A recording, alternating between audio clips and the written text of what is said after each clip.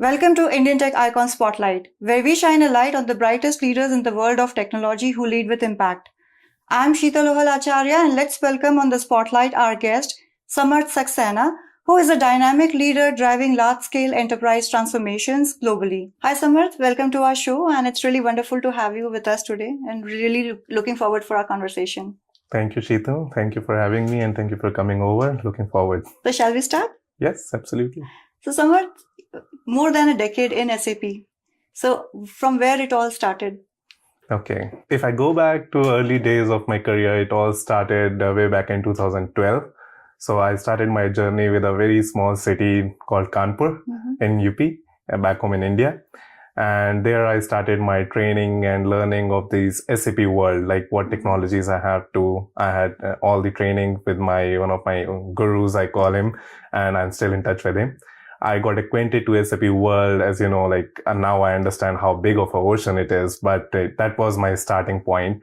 There, I started doing the data migrations. I started learning the concepts of what data is, what data migration is. And because I was not from a computer science background, it was a fairly new world to me. Then the journey progressed. I moved on to different cities. I worked in Hyderabad, I worked in Bengaluru, I worked in Pune, and then I moved to Canada. So that's how it's been a long journey. And right now I've been, got the pleasure to work with various reputed organizations in Canada also, and currently working with NTT Data Canada. So could you share a bit about your current role, what your day-to-day responsibilities are? Yeah, sure. I am primarily responsible as a Western Canada lead for data conversion and data migration practice. So in SAP world, there are a lot of modules. So I am primarily heading the data side of the house. So data and analytics are very closely integrated, very important, fundamental backbone of this IT world, I should say. So I am leading and spearheading the digital transformation programs, specifically SAP S/4HANA transformations these days. And that's my primary goal from the delivery oversight perspective. I also engage myself in the go-to-market engagements. So, for example, doing the RFPs, looking for new alliances, strategic initiatives, those kind of work is also part of my profile. So, yeah, that's pretty much. So, Samarth, for any project, data is the most complex part. So, what's your approach in managing the data side when you deal with your customers? Yes. So, Sheetal, very valid question. So data, as you rightly mentioned, is a most critical part of any project or, fundamental to IT organizations these days. In digital world, we live and breathe data, we say. So in my career, I have seen across the various clients, be it a small scale organization, be it medium scale, or be it a large scale organizations, data often tends to remain hidden from people's, insight. And they think that, okay, it's not that important. In projects like transformation projects, which we deal with on daily basis, people are, more often very fascinated about, okay, I will be implementing new business process work streams. I'll be redefining my business processes. They are more, aware of the functional side of the house, but they are not involved in the technical side of house, which deals with the data complexities and the nuances of the data migration or conversion or projects like these. So I always give a very fair analogy to my clients, I always say the data is the backbone of any project. And it's like a backbone of a human body, which is not visible. It remains invisible, but it's the load-bearing part of our body.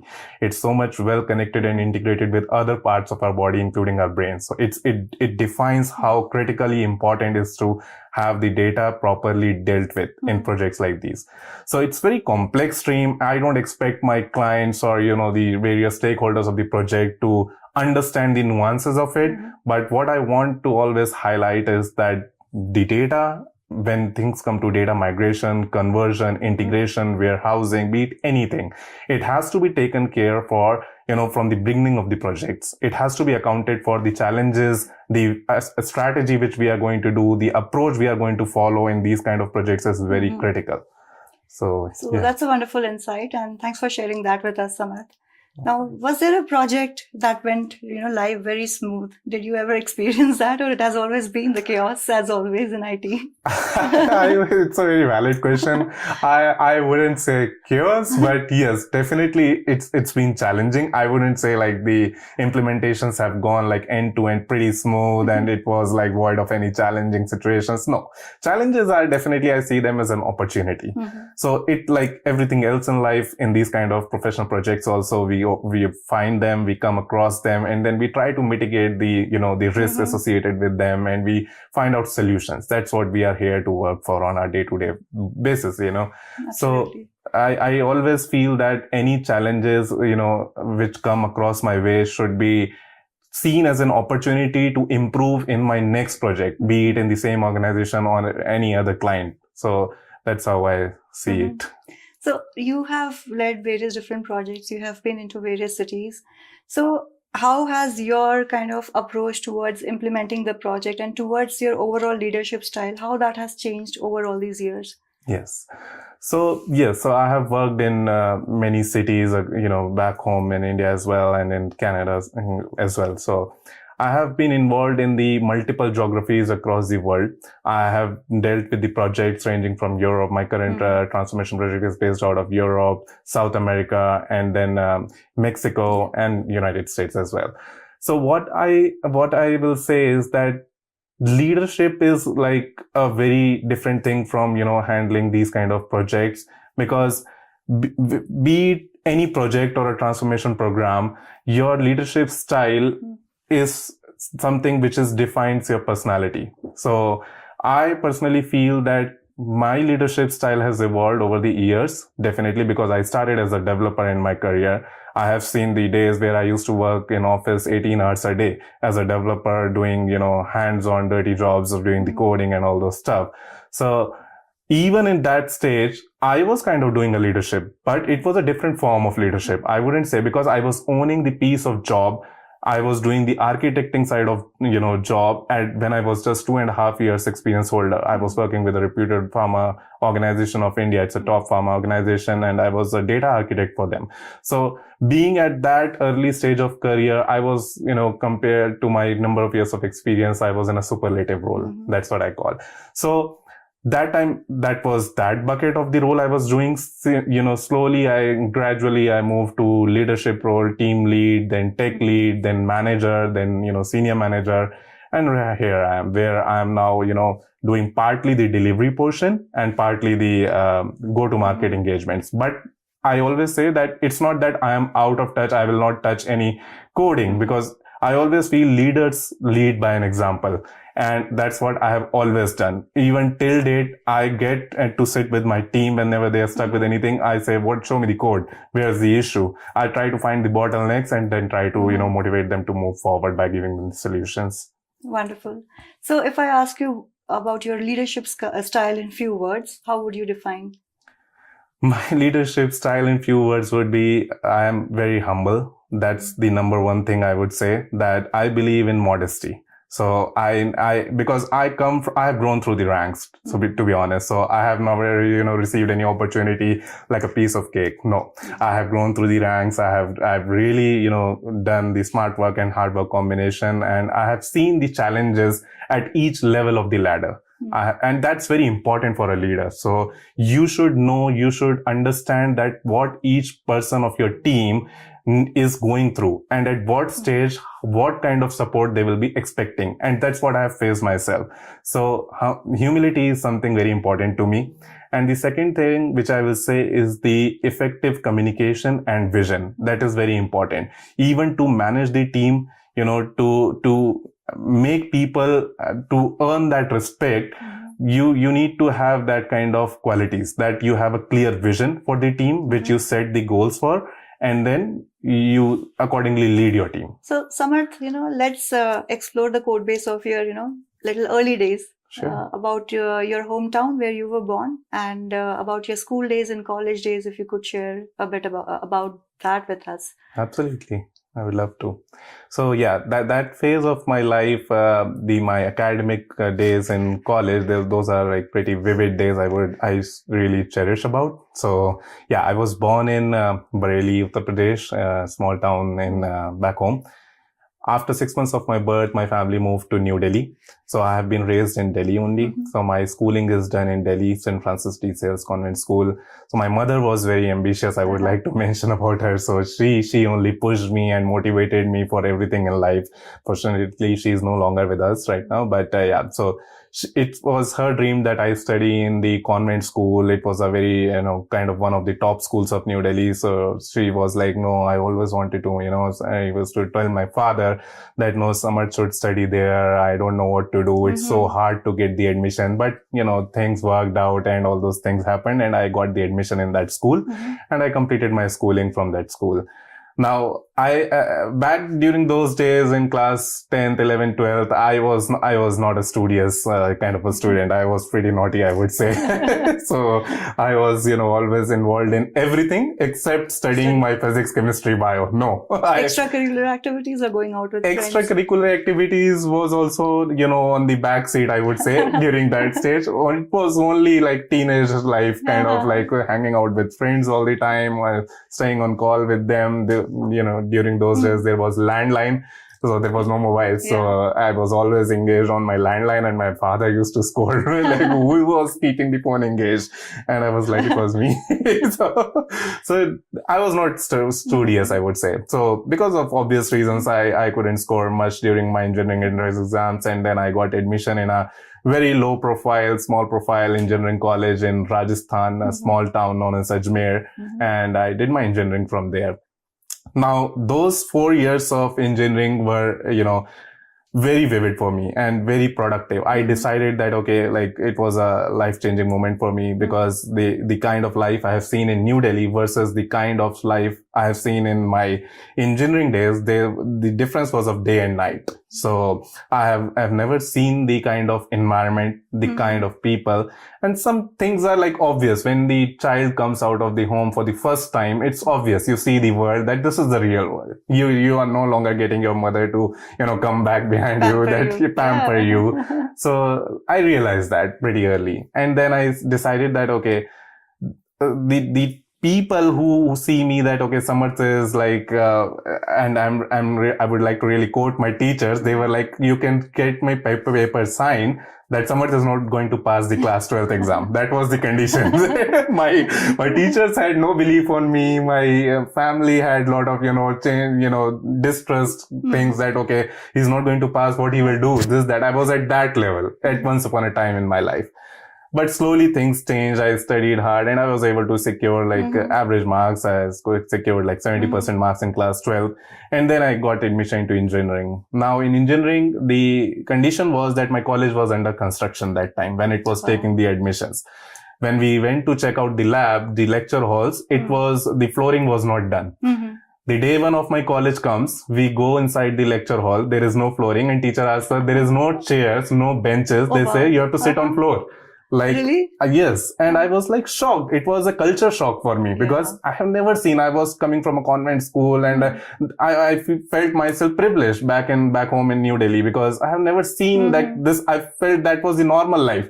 But when I saw this, it was a very big change for me. And deep down somewhere, I realized that now whatever God has given me, I have to make best use of it and make my family proud. That was the turning point of my life. I still recall that. And from that day onward, I realized that, okay, whatever the environment I am going to have, I have to make best out of it. I have to do something different. I don't have to become just an engineer. I have to be a smart engineer. So out of those, I think 400 students batch that time. So I was, slowly due to the kind of work I did and the studies I got involved in, I became the best student of my college. And fortunately or unfortunately, for all the 4 years, I remained the best student of my college. So best student was, selected among all the 4 years of students. So I stayed there for 4 years. So the condition was sometimes very difficult. It was like, even to drink the water, the glass of water, we had to walk 2 kilometers, reach the nearby ladies hospital, and there were those mud baskets where the water used to keep, and then drink the water and come back. You cannot fill your water bottle and you cannot come back, so they didn't allow that. So there was nobody to complain to, nothing, so very challenging and harsh conditions. And I always feel that, being a very spiritual person, I always feel that God has subjected me to those conditions. And whenever, because I'm a firm believer of a quote which is called, it has to be dark for stars to appear. And those kind of situations definitely made me the person who I am today.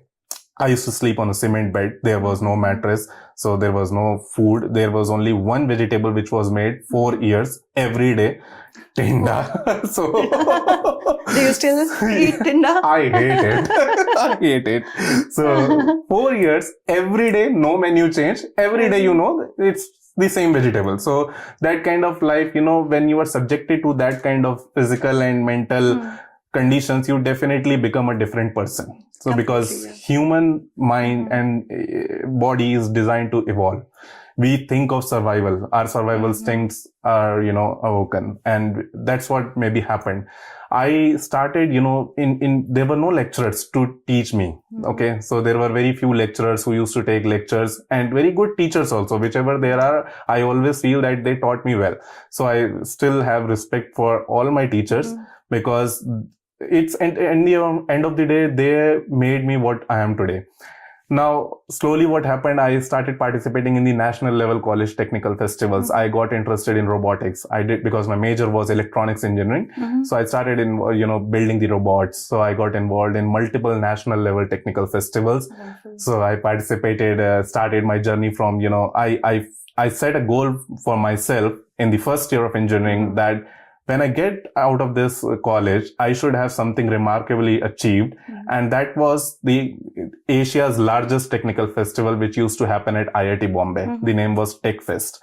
So I said that in my first year, I decided that one day I have to win the Tech Fest and I have to leave everyone behind to prove myself. I set that goal for myself, but that was a really, really big goal for someone who is studying in such a, basic college. So, but I decided that I will make it truth.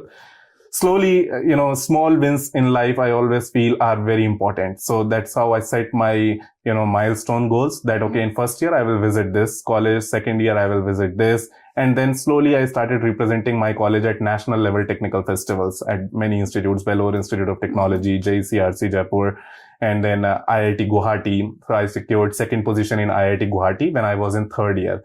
Now, the fourth year came and the IIT Bombay came. Now it was a big deal because it's an international technical festival. It's no small deal.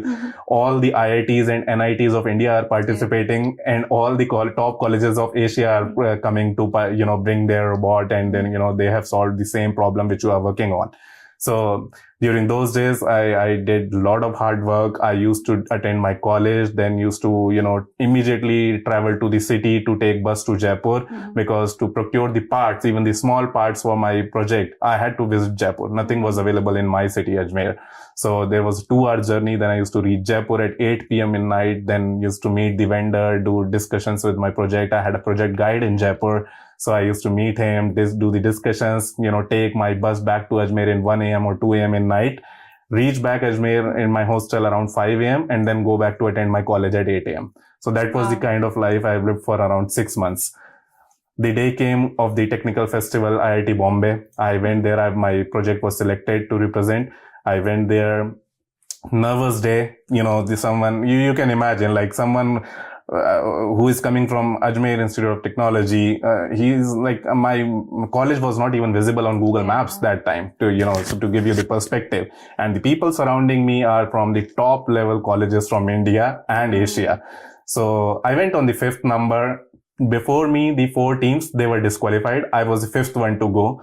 And my bot was an aquatic robot. It has to, traverse and maneuvers on the water surface, and it should be able to shoot a goal. It is carrying a ball inside it. It should be able to shoot a goal within a specific dimension goal post and from a distance of around 10 feet.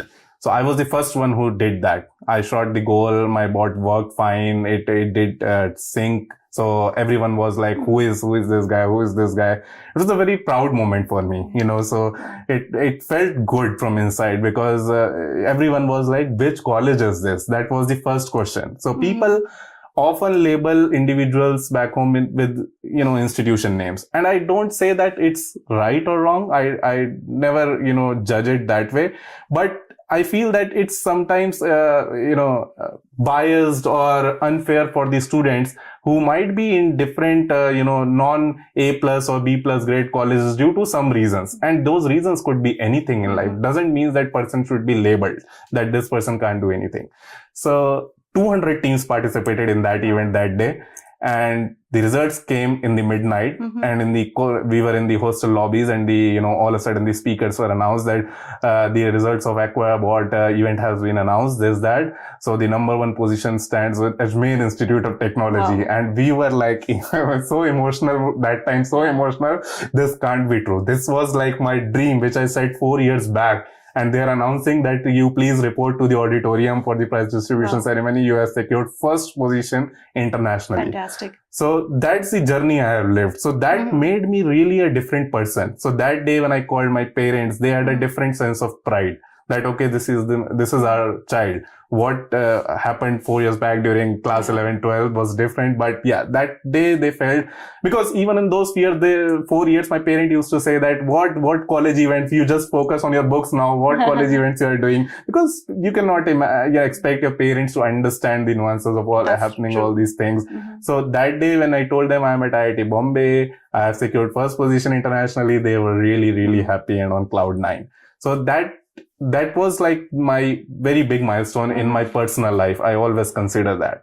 That, motivated me that, okay, Samarth, the life is big. You have done this, and you have, left behind all the IITians. There were 7 IITs participating. You have left behind all NITs of India, and you are still, the number one. So you can still do a lot of things in life, good things in life. So that's what, motivated me that, okay, now I will continue my life with similar, very focused approach that, okay, it's not about labeling anyone. It's not about your educational institute. It definitely gives you an edge if you are coming out from a top institute, but definitely does not leaves you behind. You can always come, forward in life. Absolutely. And I'm sure you definitely have made your parents feel proud, your teachers in your college feel proud about you. So it's been an inspiring story, Samarth, and I would say it's a true testament of hard work, resilience. And I'm sure many of the young students who would listen to your interview, they will definitely get inspired from you. And thank you so much. It's been really, wonderful experiences you have shared with us. And we are almost, about to close our wonderful discussion. But I would also like to know who all are the members in your family. Yes. So I have my wife, Sonal, who lives with me here, my father, and my 3 elder sisters who are settled in Bangalore, back home in India. My mother passed away, unfortunately, 3 years back. Sorry to know that. Yes. Thanks, Samarth, for sharing your journey with us. And thank you so much for sharing your inspiring story with us. We are almost nearing end of our conversation. And at the end, we have a round called as the rapid fire round. So are you ready for that? Yes, sure. Okay, wonderful. What's harder, building a platform or building a team? Building a team. Okay. One skill every future leader must have. Vision. Nice. What's the boldest decision you have taken in your career? So leaving my job back behind home in India, and when I was immigrating to Canada, I didn't have any job in hand. I just came here with 2 suitcases and I was like open to opportunities. Wonderful. One thing you can't start your day without. Praying to God. Lovely. What's your favorite app on your phone right now? WhatsApp. Okay, I think most of us have the same. Yes. If you had to give a TED talk tomorrow, what would you talk about? About my life journey. Wonderful. And the last question. What's one hobby you have always wanted to try but haven't yet? Playing guitar. Okay, wish you good luck with that. Thank you. Thank you so much, Samarth. And it's been really wonderful talking to you. And thanks for sharing your stories with us. And we wish you continued success in your career. Thanks a lot, Sheetal, for having me. It was a wonderful pleasure to meet you and the team. looking forward to always remain connected. Same here. Thanks, Samarth. Thank you.